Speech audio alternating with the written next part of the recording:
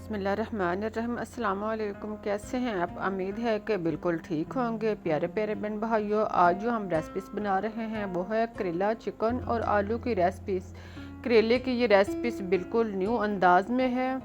इसमें मैं कुछ आपसे टिप्स भी शेयर करूँगी ताकि आपको रेसिपीज़ बनाने में मुश्किल पेश ना आए।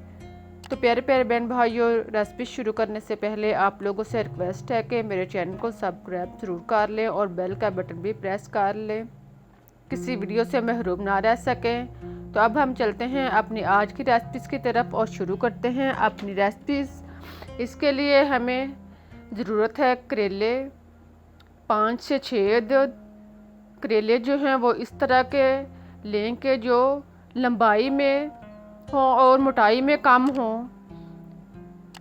करेले जितने लंबे होंगे इतना बेहतर होगा। अब करेले को आप जो है वो पहले धोकर साफ़ कर लें और फिर इसको कटर के साथ क्रश कर लें।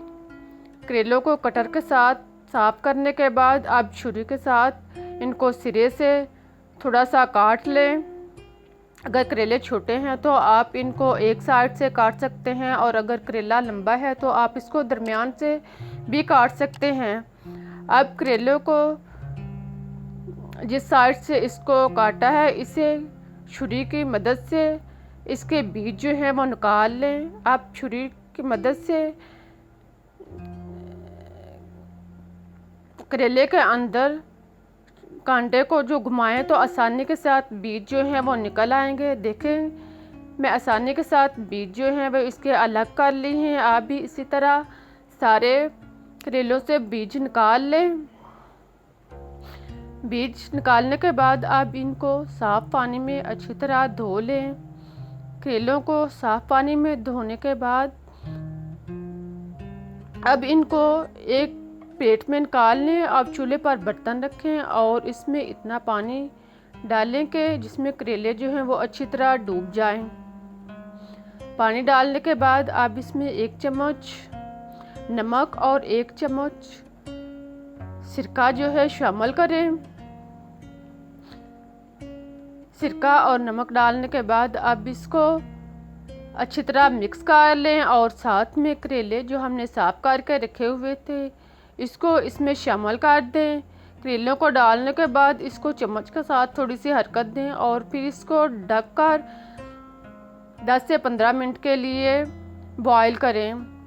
जब करेलों का कलर चेंज हो जाए, देखें बिल्कुल इस तरह का इसका कलर जो है वो हो जाए तो आप इसको निकाल लें।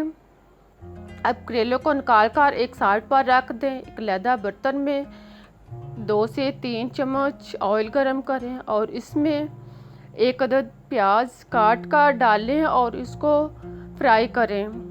प्याज को इतनी देर पकाएं कि ये ब्राउन हो जाए।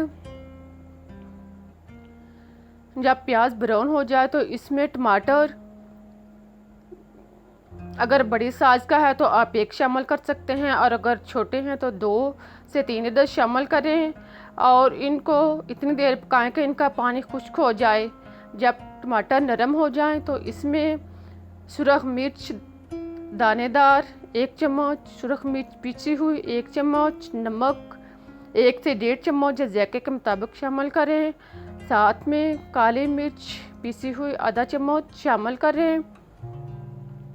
इन सब को डालने के बाद अब हम इसमें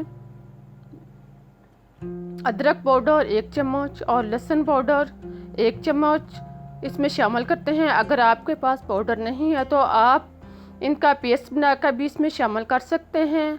और इसमें खुश्क धनिया पिसा हुआ 1 चम्मच शामिल करने के बाद इसको चम्मच के साथ मिक्स करें और फिर इसमें आधा कप पानी डालकर मसाले को अच्छी तरह जो है वो तैयार कर लें। साथ में आप हल्दी पाउडर जो है वो भी 1 चम्मच शामिल कर लें। इन सब को मसाला जात को खूब अच्छी तरह फ्राई करने के बाद आप इसमें चिकन बगैर हड्डी के इसके छोटे छोटे पीस कर लें और इसमें डालकर इसको 5 से 7 मिनट के लिए खूब अच्छी तरह भूनें।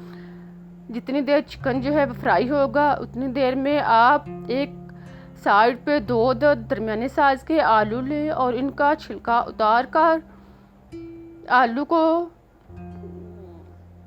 कद्दूकश कर लें। आलू को इस साइज़ का कद्दूकश करने के बाद इसको खूब अच्छी तरह धो लें और फिर इससे पानी से निकाल कर चिकन में शामिल करें। देखें अब चिकन फ्राई हो चुका है। अब हम इसमें आलू जो है कद्दूकश शामिल करते हैं। आलू डालने के बाद इसको खूब अच्छी तरह मिक्स करें ताकि आलू जो हैं वो इसमें रच जाएं।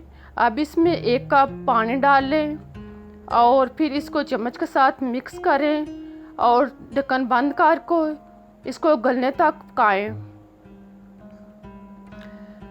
जब पानी खुश्क होने के करीब हो जाए तो आप इसका ढक्कन ओपन करें और इसको चम्मच की मदद से हरकत देते जाएं और इसको खूब अच्छी तरह जो है वो 2 से 3 मिनट तक भूनें।